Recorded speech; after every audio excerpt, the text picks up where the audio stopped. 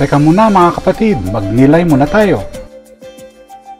Alam mo ba na ang mantis shrimp ay may pinakakomplikadong paningin sa lahat ng hayop? Nakakakita ito ng mga kulay at liwanag na hindi kayang makita ng tao. Ang kaugnayan nito sa ating mga pagbasa ngayon ay ito. Nagpadala si Noe ng kalapati upang hanapin ang tuyong lupa at pinagaling ni Jesus ang isang bulag ng paunti-unti.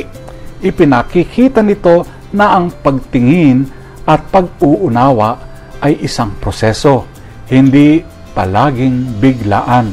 Hindi agad lumabas si Noe mula sa arka matapos suminto ang ulan. Nagpadala muna siya ng mga ibon upang tiyakin kung handa na ang lupa. Tulad ng mantis shrimp, kinailangan niyang tumingin ng mas malalim at maghintay sa tamang oras ng Diyos. Pinagaling ni Jesus ang isang bulag sa dalawang hakbang. Sa una, nakita niya ang mga tao na parang mga punong lumalakad at saka lamang luminaw ang kanyang paningin. Minsan, hindi agad pinakikita ng Diyos ang lahat sa atin.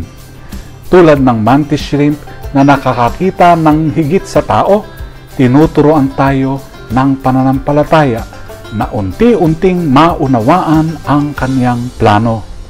Hindi palaging biglaan ang kilos ng Diyos. Si Noe ay naghintay para sa tuyong lupa. Ang bulag ay dahan-dahang nakakita.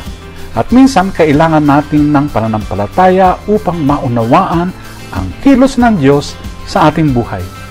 Nais mo bang malinaw na makita ang plano ng Diyos, ngunit parang hindi mo ito nauunawaan? Magtiwala ka kapatid, unti-unti niyang binubuksan ang iyong mga mata. Amen.